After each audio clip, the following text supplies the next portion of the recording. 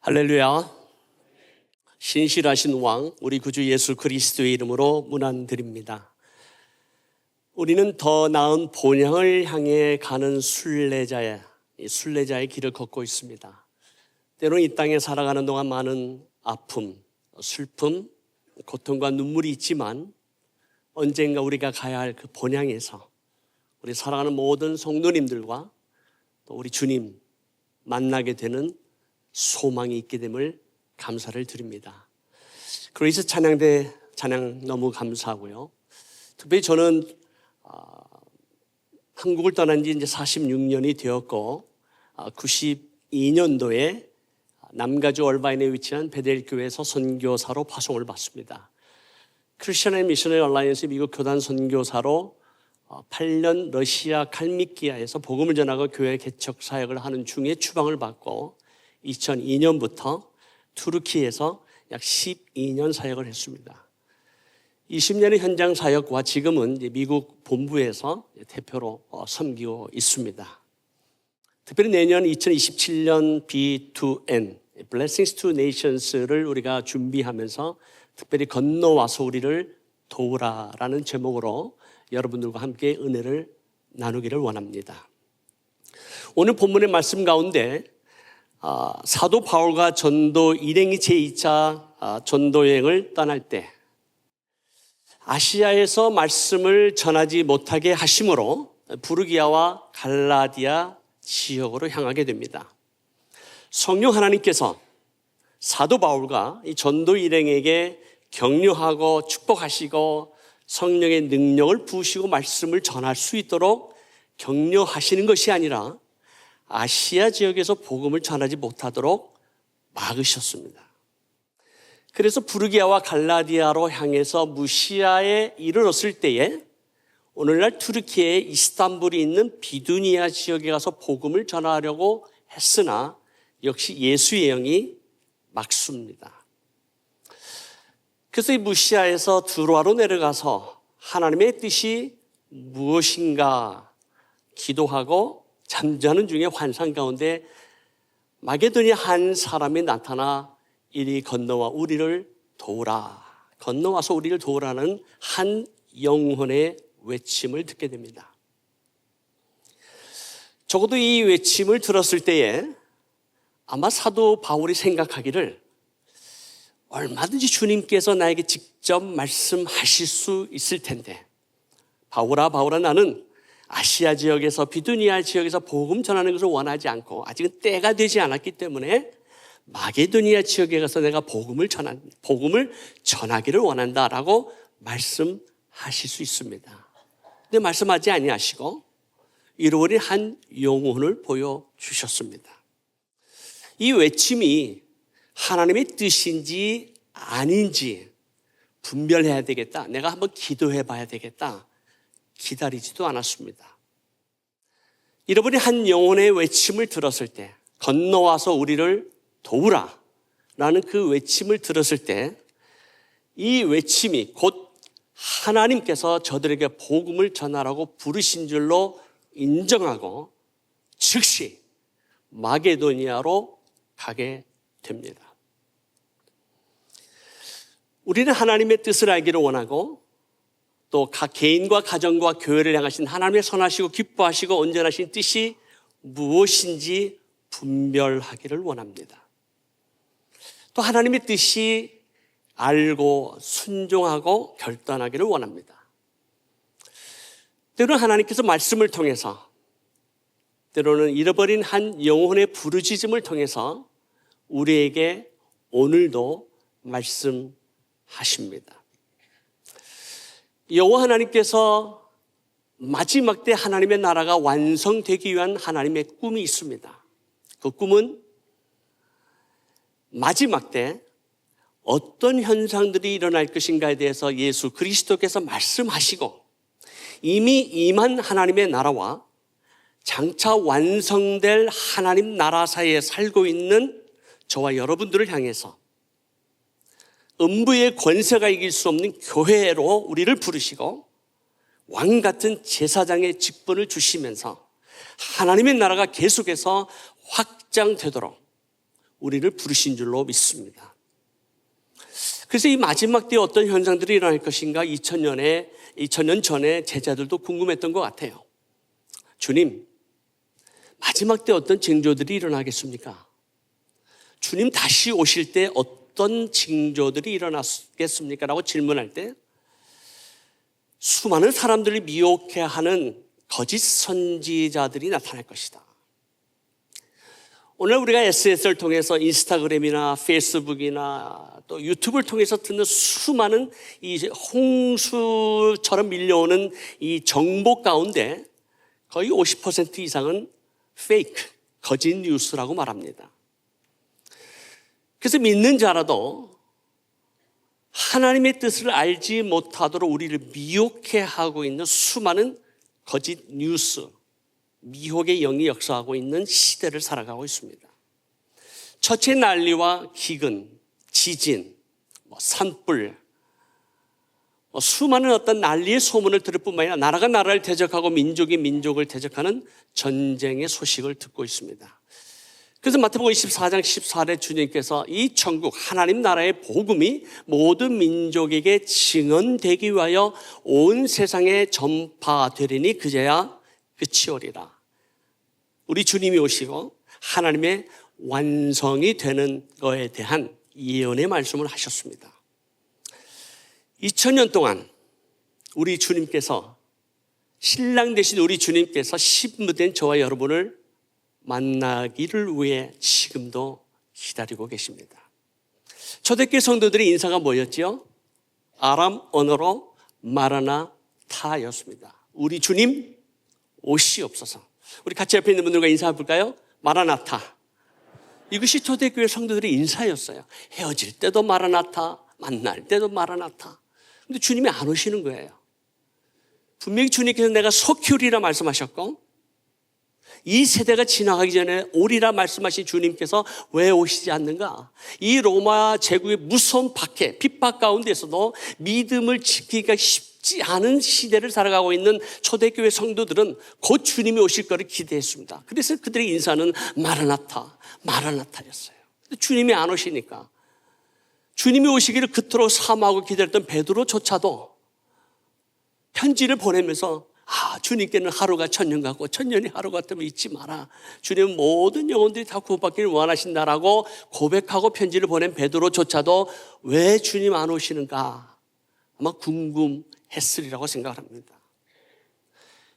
이 말씀이 성취되지 아니하면, 이 예언의 말씀이 이루어지지 않으면 우리 주님 오실 수가 없는 거예요. 하나님 나라의 복음이 모든 민족에게 증언되기 위하여 온 세상에 전파되리니 그제야 끝이 오리라.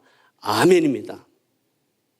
우리 사랑하는 맑은 샘 광천교회 성도들은 우리 주님 속히 오시고 내가 살아있을 때 우리 주님 오시기를 소망하고 기대하는 줄로 믿습니다. 아멘이시죠? 그런데 이 주님이 언제 오시겠는가? 하나님 나라의 완성을 강력하게 막고 있는 세력들이 있습니다. 그 세력 가운데 하나가 바로 이슬람입니다. 이슬람은 종교입니다. 사탄과 악한 영이 이슬람이라는 종교를 통해서 수많은 영혼들을 도적질하고 죽이고 멸망시키는 도구입니다. 그러므로 우리는 예수 그리스도의 이름으로 이슬람이라는 미혹의 영이 꾀하는 종교를 대적합니다. 그러나 이슬람을 믿고 있는 무슬림들은 하나님의 사랑을 알지 못하고 진리를 깨닫지 못한 채 죄와 사망 가운데 신음하며 방황하는 잃어버린 영혼들입니다. 그들은 복음을 들어야 될 대상이고 사랑의 대상입니다. 이슬람과 무슬림이 구분되지 않으니까 이슬람이라고 하는, 또 무슬림이라고 하는 어떠한 부정적인 생각 또는 막연한 두려움, 혐오감, 부정적인 생각이 있기 때문에 이슬람권 위해서 기도하는 것, 이슬람권 나라에 가는 것, 이슬람권 위해서 헌신하는 것, 이슬람권 위해서 복음을 전하기 위해 선교사를 파송하기가 쉽지 않습니다. 2002년도에 제가 투르키에 왔을 때 약 8천만의 인구 가운데 예수 그리스도 믿는 성도의 숫자는 3,000명밖에 되지 않습니다. 그리고 선교사들이 1,500명이에요. 1대2의 비율로 나름대로 복음을 전하고 애쓰고 수고하지만 저 자신도 10년 동안 수고했지만 단 한 명의 개정자도 얻지 못합니다. 그 때문에 이 땅은 저주받은 땅이고 이 땅의 백성들은 다 지옥 갈 사람들이고 이 땅은 하나님도 포기하셨다라고 생각될 정도로 영적으로 황폐한 땅이 되었습니다. 근데 하나님께서 지난날 2007년부터 시작한 연합기도운동, 선교사님들의 기도와 2010년 예배소, 그리고 계속해서 하나님께서 그 땅과 민족을 흔드시면서 이 아랍의 봄, 특별히 우리가 알고 있는 저스미 혁명을 통해서 리비아와 그리고 튀니지아, 이집트, 예멘, 그리고 시리아가 내전으로 치닫게 되는 역사의 현장의 소식을 우리는 보고 있습니다. 그러면서 2014년 IS의 등장으로 수많은 전쟁 난민들이 전 세계로 흩어지게 되고 전 세계에 흩어진 수많은 난민들 가운데 투르키예에 온 전쟁 난민들만 450만 명입니다. 이들은 수많은 모든 것을 다 잃어버리고 슬픔과 아픔과 고통 가운데 살아가는 이들이 마음이 가난해지고 이슬람 체제와 시스템에 살아갔던 그들이 예수 그리스도의 복음을 들을 수 있는 기회를 하나님께서 주셨다라고 하는 것을 나중에 깨닫게 됩니다. 아니 오히려 샤리아의 법대로 꾸란대로 이슬람의 이름으로 알라의 이름으로 이교도들을 처단하고 수많은 남언어란 무슬림들조차도 샤리아의 법을 따르지 않는다고 해서 그들을 때리고 재산을 빼앗고 심지어는 죽이기까지 하는 이슬람의 실체를 바라보면서 무슬림 수많은 젊은이들이 알라의 이름으로 저런 일을 한다면 알라는 존재하지 않는다. 무신론자로 가거나 이슬람은 그동안 내가 믿고 있었는데 나는 무슬림인데 도대체 이슬람이 저렇게 한다면 도대체 내가 믿는 종교는 무엇인가 회의가 들기 시작하면서 과거에는 복음을 들을 수 있는 기회가 전혀 없었으나 전 세계로 흩어지는 이 수많은 전쟁 난민들의 복음을 들을 수 있고 누군가 전한 복음, 누군가가 섬김과 나눔과 베품을 통해서 수많은 전쟁 난민 무슬림들이 복음을 듣게 되고 초대교회적인 놀라운 성령의 역사로 예수 공동체가 세워지는 것을 저희들은 지금 목격하고 있습니다. 그래서 하나님께서 세우시는 이 하나님의 사람들을 통해서 이 교회가 개척이 되고 있는데요. 아니 과거에 그렇게 복음을 전하고 교회가 개척하는 것이 그렇게 힘들었는데 오히려 하나님은 연약한 자를 들어서 강한 자를 부끄럽게 하시고 없는 자를 들어서 있는 자를 부끄럽게 하시는 성령의 역사를 우리가 경험하게 됩니다. 그러면서 하나님께서 지금 현재 세우신 현지 사역자들과 함께 제가 약 91 가정과 함께 동역을 하고 있습니다. 그래서 이분들을 섬기고 이분들과 함께 교회를 개척하고 있는데 아직도 우리에게는 거룩한 불만이 있습니다. 여러분 지금 현재 이란과 미국과는 전쟁 중입니다. 잠시 휴전이지만 또 이스라엘과의 전쟁을 통해서 이것이 어떻게 전개가 될 것인가 그 아무도 예측할 수 없죠. 1979년 호메니에서 이슬람 혁명이 일어났을 그 당시 이란에서는 예수 그리스도 믿는 성도의 숫자가 500명도 되지 않았다고 합니다. 그 당시에 예수 그리스도 믿는 교회 지도자들은 감옥에 가거나 선교사들은 추방을 당하고 예수 그리스도 믿는 성도들은 다 흩어지게 됩니다.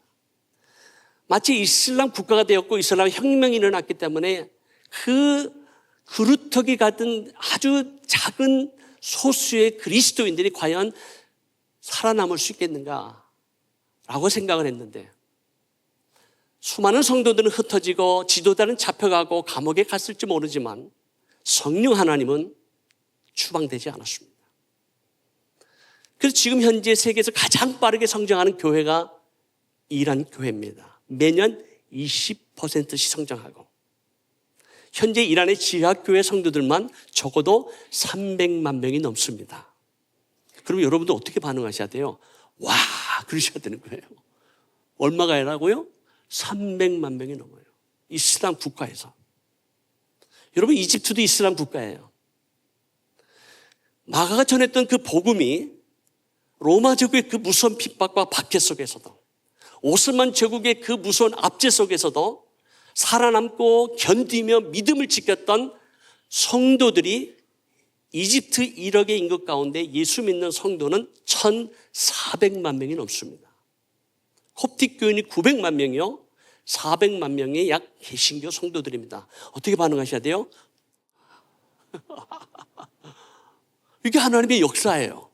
근데 투르키에는 8,500만 명 가운데 현재 예수 그리스도 믿는 성도는 10,000명도 되지 않습니다. 아니, 이 땅은 왜 그렇게 영적 추수가 일어나지 않는가? 아니, 주위에 있는 이슬람 국가들조차에서도 놀라운 하나님의 역사가 나는데 투르키에는 초대교회 성도들의 눈물과 땀과 순교의 피를 뿌렸던 곳이 바로 투르키입니다. 우리 하나님 이 땅을 버리셨는가? 아닙니다. 마지막 때 하나님께서 이 땅을 회복하시고 모든 민족과 백성들에게 복음이 전파되기를 원하시기 때문에 하나님께서 우리를 부르신 줄로 믿습니다. 그렇다면 이 투르키와 이 중동과 이슬람권을 향한 이 영적 회복과 부흥이 과연 일어날 수 있겠는가? 그 어떻게 일어나겠는가? 오늘 마태복음 18장 18절 말씀과 20절 말씀 우리가 함께 봉독하기를 원합니다. 같이 봉독합니다. 시작. 진실로 너에게 이르노니 무엇이든지 너희가 땅에서 매면 하늘에서도 매일 것이요 무엇이든지 땅에서 풀면 하늘에서도 풀리리라. 진실로 다시 너희에게 이르노니 너희 중에 두 사람이 땅에서 무엇이든지 구하면 하늘에 계신 내 아버지께서 그들을 위하여 이루게 하시리라. 두세 사람이 내 이름으로 모인 곳에는 나도 그들 중에 있느니라. 우리 주님께서 이 본문의 내용의 말씀을 통해서 두 사람 혹은 두세 사람이 내 이름으로 모인 곳에는 내가 너희와 함께하고 너희가 무엇이든지 구하면 하늘에 계신 내 아버지께서 이루게 하신다 약속하셨습니다. 그렇다면 여기에 왜 두 사람 혹은 두세 사람이라고 표현했을까? 우리 한 사람이 기도하면 들어주지 않겠다라는 말씀이죠. 그렇습니까? 아니에요. 홀로 골방에서 우리가 홀로 주님 앞에 울부짖으며 기도하는 그 단 한 사람의 기도, 배우자의 구원을 위해서, 자녀를 위해서, 교회를 위해서, 나라와 민족을 위해서, 세계 선교를 위해서 기도하는 단 한 사람의 기도에도 주님 함께 하시고 응답해 주실 것을 믿습니다. 그럼에도 불구하고 왜 두 사람, 두세 사람이라고 했는가? 이 본문의 내용은 그렇습니다. 두 사람과 두세 사람 사이에 있는 갈등, 관계 속에서 서로를 미움과 반목과 그리고 그 가운데 있는 서로를 적대하는 마음. 그래서 그 두세 사람 사이에 있는 용서와 화해를 통해서 하나가 되면 그 두세 사람 사이에 있는 그리스도 안에서, 복음 안에서, 예수 그리스도 안에서 용서와 화해를 통해서 하나가 되면 무엇이든지, everything이에요.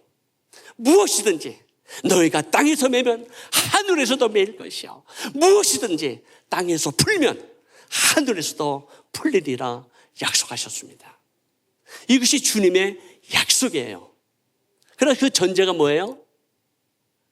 용서와 화해를 통해서 하나가 되면, 남편과 아내가 그리스도 안에서 하나가 되고 부모와 자녀가 그리스도에서 하나가 되고 그리스도의 공동체 안에서 교회 지도자들과 성도들이 서로를 용서하고 화해하고 하나가 되면 우리가 원하는 모든 기도 제목, 땅에서 매면 하늘에서도 매일 것이요 땅에서 풀면 하늘에서 풀리리라, 그 약속의 말씀이 이루어질 것을 믿습니다. 이것이 주님의 약속이에요. 왜 투르키의 땅과 이슬람권 땅에 왜 하나님의 은혜와 축복이 임하고 왜 확장되지 않는가? 그 땅은 끊임없이 역사를 통해서 서로가 서로를, 나라가 민족이 민족을 대적하는 땅이었습니다. 수많은 제국들이 일어서고 넘어진 땅이에요. 중동은 지금도 전쟁 중이에요. 그래서 나라가 나라를 대적하고 민족이 민족을 대적하고 투르크 민족과 쿠르드 민족, 아르멘 민족, 그리스, 오스만 제국이 500년 동안 통치하면서 서로의 그 민족끼리 갖고 있는 그 미움과 저주와 갈등이 지금도 존재하고 있다는 거예요. 그래서 그 땅은 저주받은 땅인 거예요. 근데 하나님께서 그 수많은 민족과 나라들 가운데 예수를 믿는 성도가 있는 거죠. 예수를 믿는 교회가 있고 그 교회 지도자들이 나라와 민족 안에 다 있어요. 그래서 주시는 말씀은 그 나라와 민족의 관계 속에서 해결되지 않는, 정치적으로도 문화적으로도 인간적으로 해결할 수 없는 것은 그 민족과 나라를 대표해서 교회가, 지도자들이 일어서서 그 나라와 민족을, 서로를 용서하고 화해하면 이 땅을 치유하시겠다는, 그래서 이 땅에 영적 돌파가 일어나겠다는, 그리고 이 땅에 영적 대추수가 일어나겠다는, 그래서 우리가 땅에서 매면 하늘에서도 매일 것이요, 우리가 땅에서 풀면 하늘에서 풀리라 약속하신 것을 믿게 됩니다. 그렇기 때문에 하나님의 역사가 어떻게 일어날지 우리는 알 수 없지만, 우리가 해야 할 일은 서로를 향한 용서와 화해를 통한 하나됨을 선포하는 것, 이것이 Blessings to Nation입니다. 저는 개인적인 간증을 여러분들과 나누면서 제 삶에 있었던 용서와 화해와 하나됨에 대해서 나누려고 합니다. 제 사랑하는 아내가 작년 10월 26일 하나님의 부르심을 받았습니다. 제가 연합기도 운동을 하면서 많은 영적인 공격도 있었지만, 특별히 제 아내가 2008년도 12월 달에 식도암 3기로 큰 수술을 받습니다. 그 수술을 받을 때 제 아내가 하나님 앞에 간절히 기도하더라고요. 그 당시 저에게 15년 만에 주신 늦둥이가 있었습니다. 늦둥이의 기쁨은 가진 자만이 압니다. 15년 만에 주셨어요. 근데 그때 2살이었습니다. 2살 된 늦둥이를 잡아두고 갈 수 없었든지 제 아내가 하나님 앞에 간절히 기도하기를, 하나님 15년만 살게 해주세요. 우리 늦둥이가 대학 갈 때까지만 좀 살려주세요. 사랑하는 사람을 먼저 보낸 그 아픔과 고통을 이해합니다. 어쩌면 저희보다 더 그 아픔과 고통 속에 살아가는 우리 성도가 우리 가운데 있을지 모르겠습니다.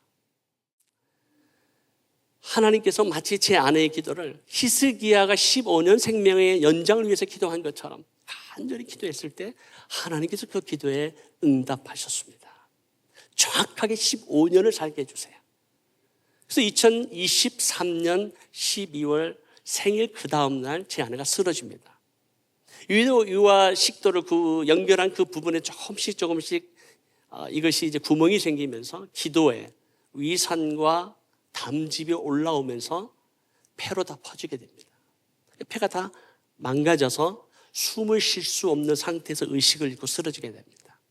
세를백 병원에 급히 실려가게 되고 의식이 없는 가운데 의사들이 여러 가지 나름대로 노력을 하지만 가망이 없다라고 선포하게 됩니다. 더 이상 살 수 없다.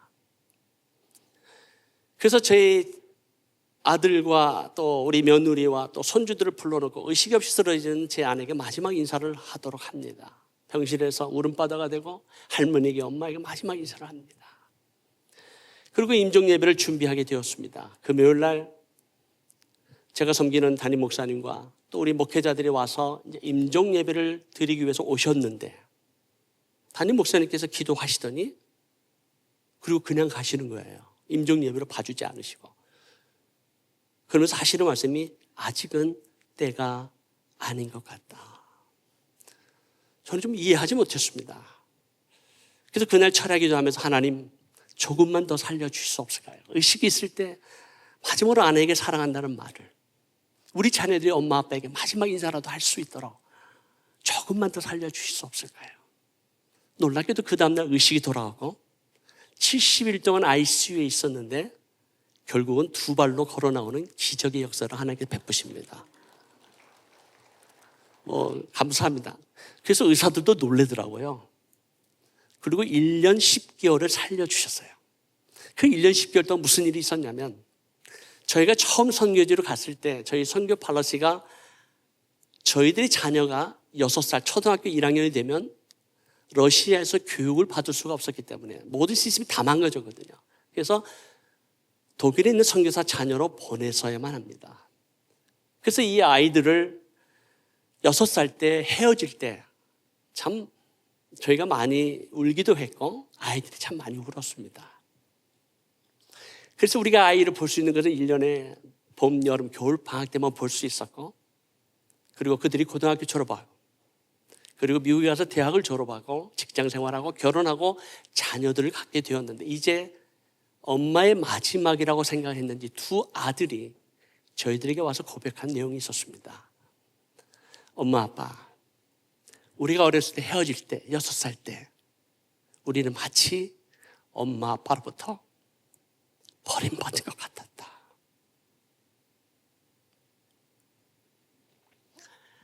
우리는 아이들을 버렸다라고 생각하지 않았습니다.